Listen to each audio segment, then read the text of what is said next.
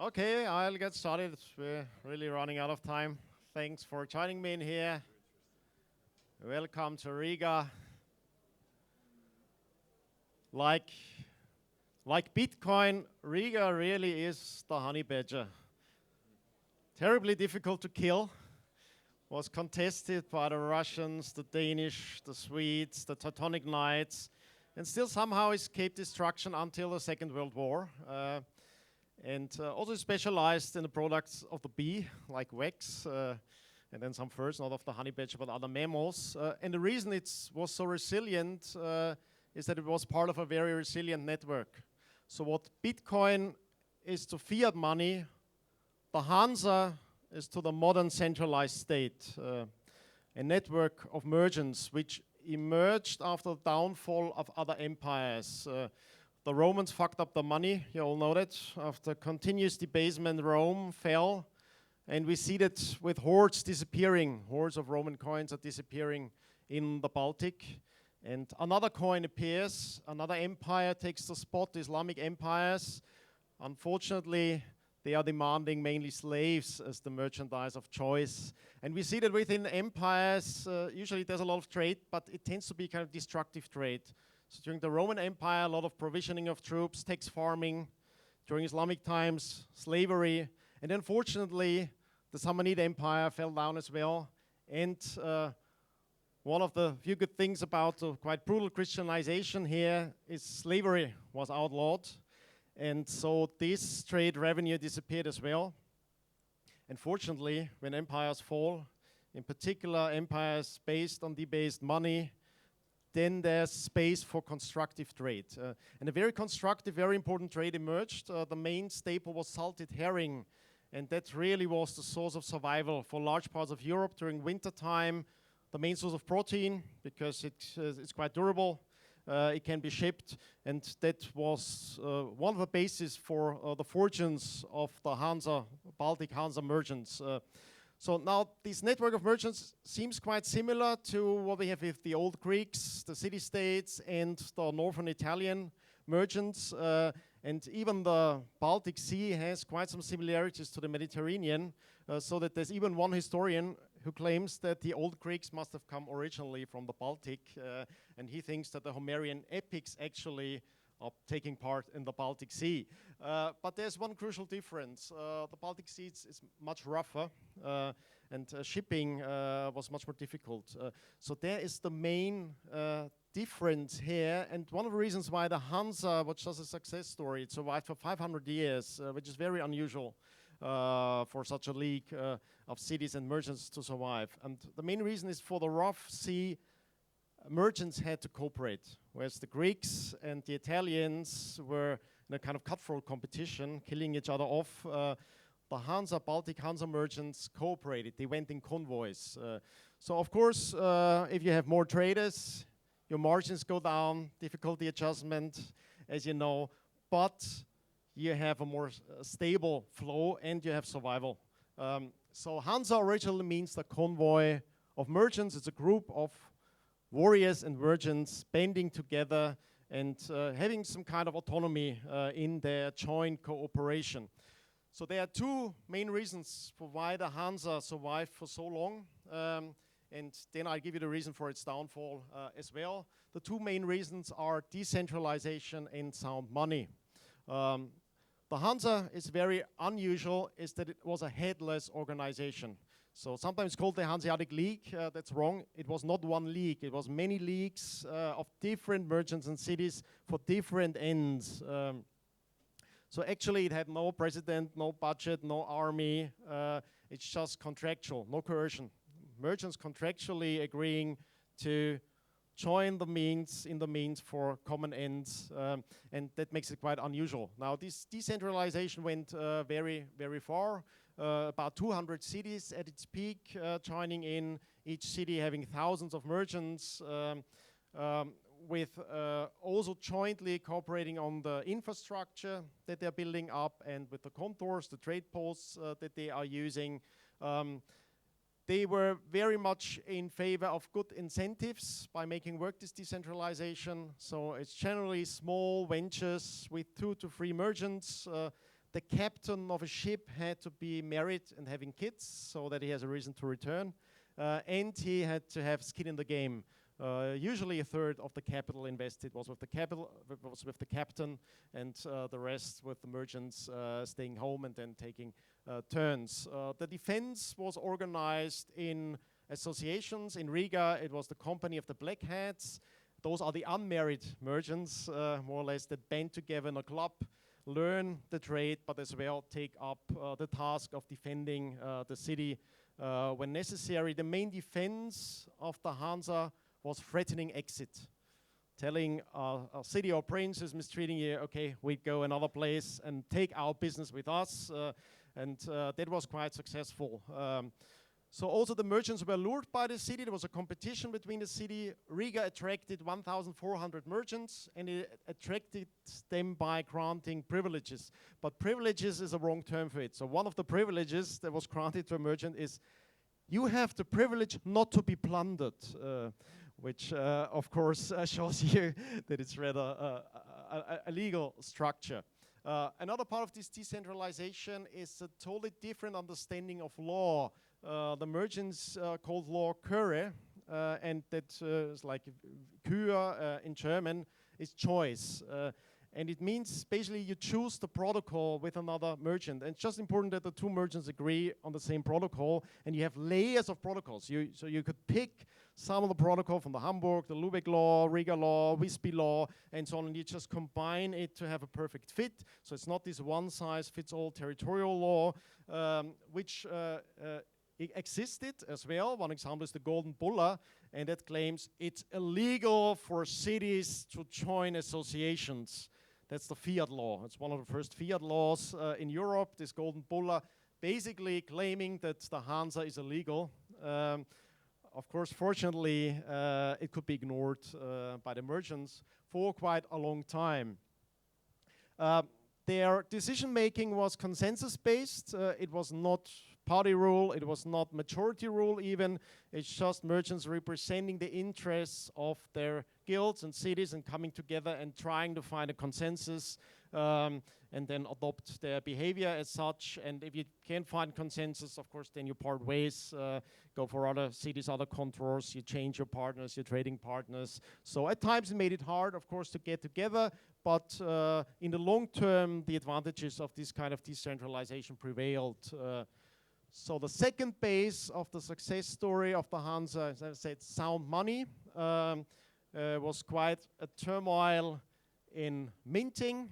Most mints, official mints, of course, were used for gaining seigniorage, and which is a fee for minting, but basically it just means you debase the money and you keep more of the precious metal that you're using for minting. So the Hansa merchants realized that they need a neutral money as a unit of account. Throughout the Middle Ages, you had quite a split between medium of exchange, unit of account, and store of value. It was not always the same thing. And for the Hansa merchants, the unit of account was weight of fine silver. Now, the reason why it wasn't gold is the impoverishment of Europe with the downfall of the empires, of course.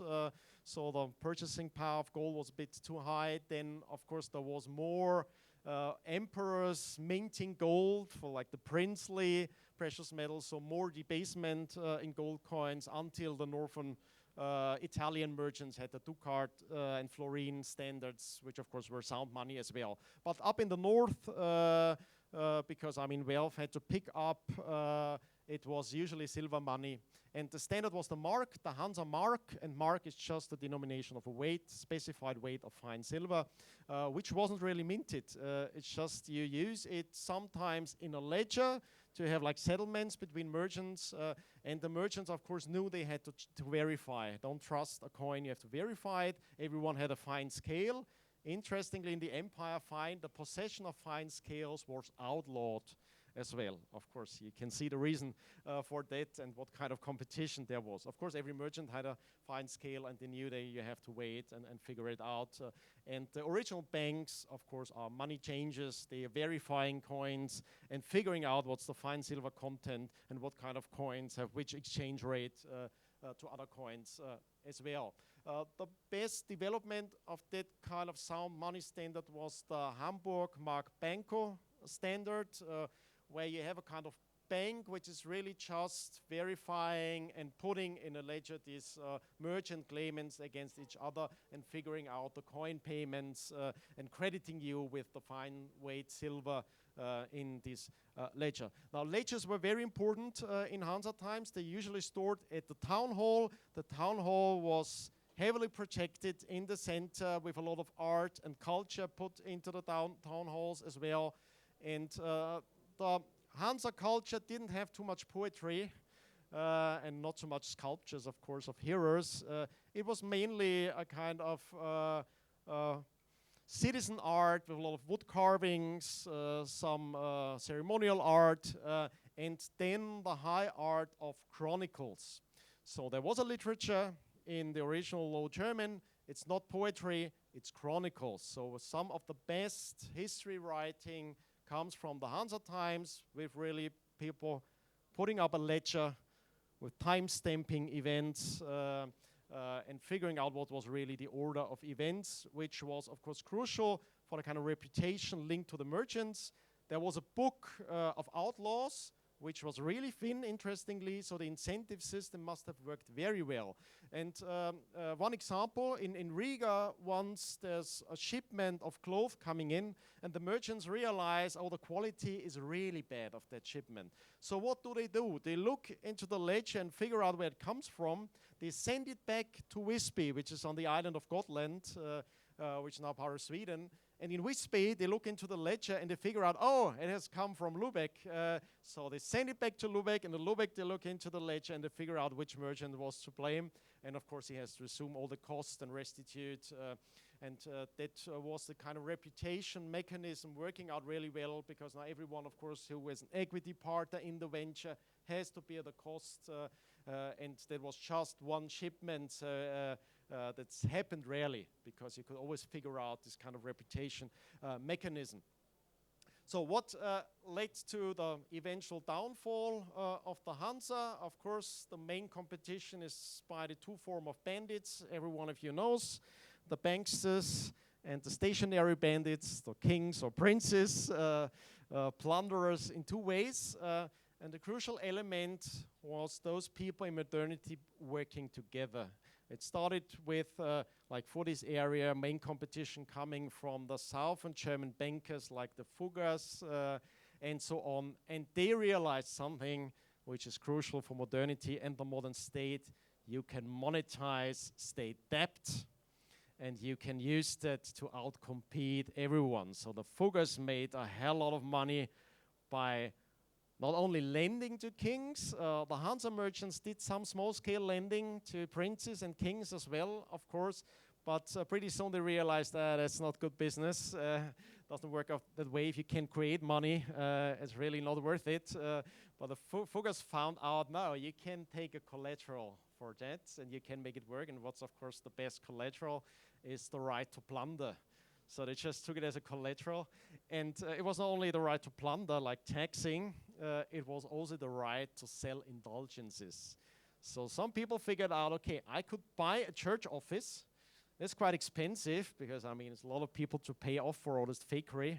If you got your rich, fat son becoming a priest suddenly, who's drunk all the time, who's like a noble son, what would you expect of him? So you pay lots of money. How do you get the money? You talk to the banker. And you're asking, okay, what's your collateral? Oh, I'll be allowed to sell indulgences. You know, the indulgences, like you pay for salvation.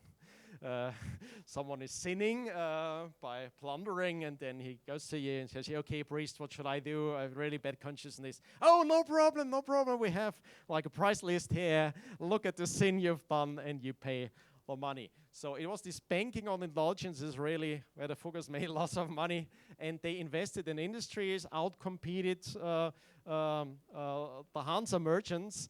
But the really crucial thing was the second order effect. Now, the sale in indulgency was one of the main reasons this led to the Reformation, the shaking up of the Catholic Church. And what was the economic impact of Reformation? It was the demand for wax and herring went down Why? Less candles and less fasting. So that has immediate impact. Of course, those are main staples, wax and salted herring. So suddenly you have a reduction in demand at the same time where disunity is arising because you have the religious cultural conflicts.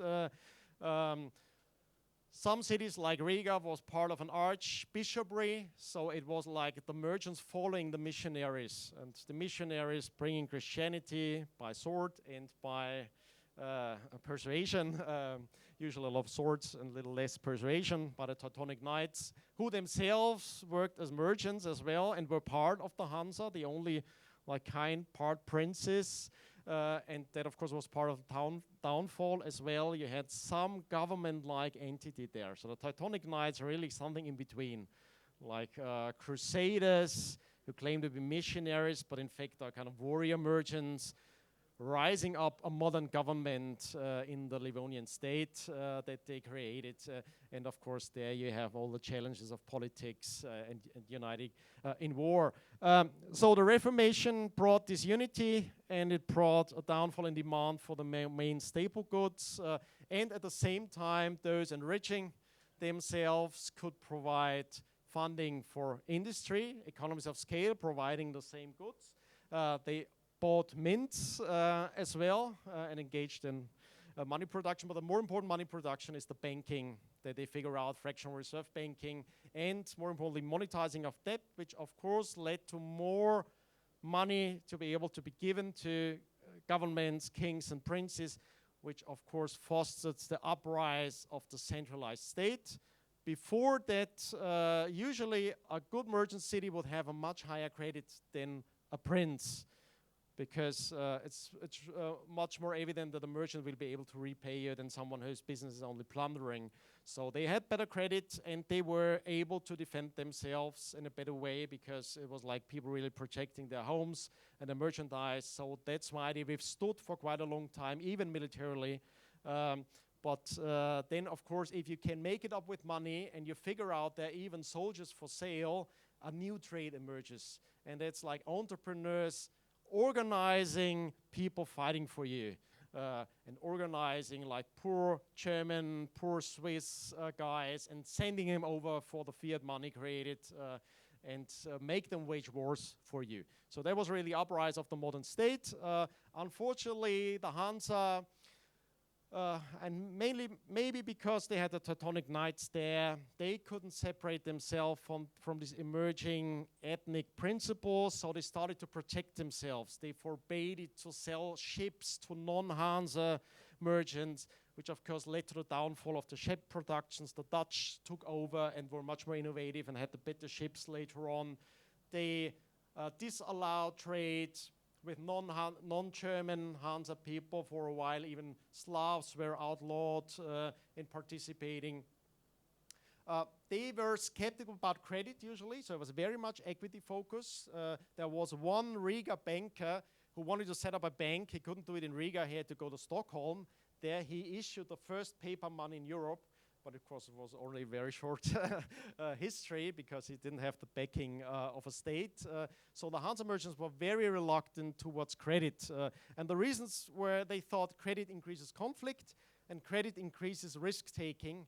Two things that you don't want to have if you want to have long-term survival. So their preferred structure was a portfolio of very small ventures just for one trade. So you enter like 10s and 20s of ventures with other merchants. You spread your risk, and you try to finance it all from like the cash flow coming in and settlements of merchandise. And 1 minute, sure.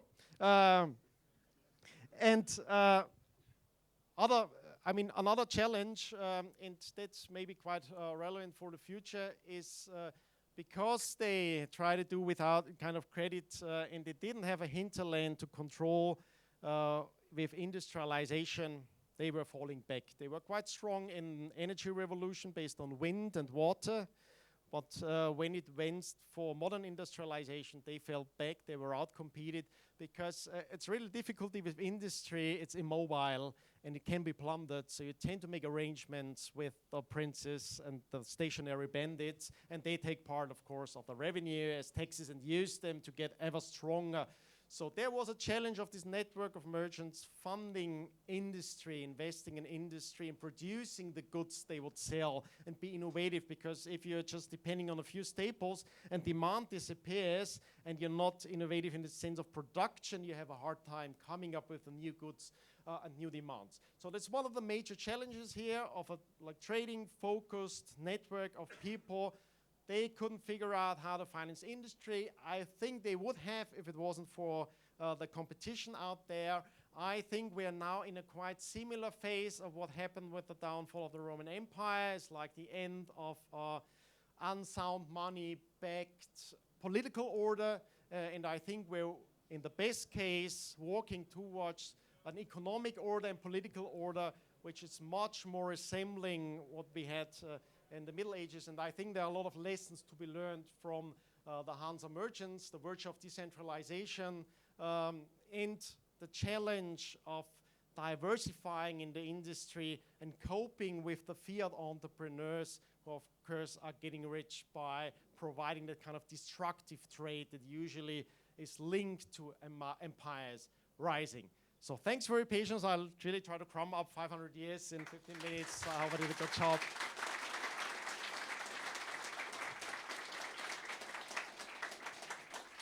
Okay, we don't have time for questions. We are completely out of schedule. Just approach me if you have any questions. And we are now going to have a break. So Gigi is going to be here at 50 past. So if you want to listen to Gigi, just come a few minutes before, because we will try to recover some time later. So now a little bit less than 20 minutes break, and I'll see you here at 10 to 1.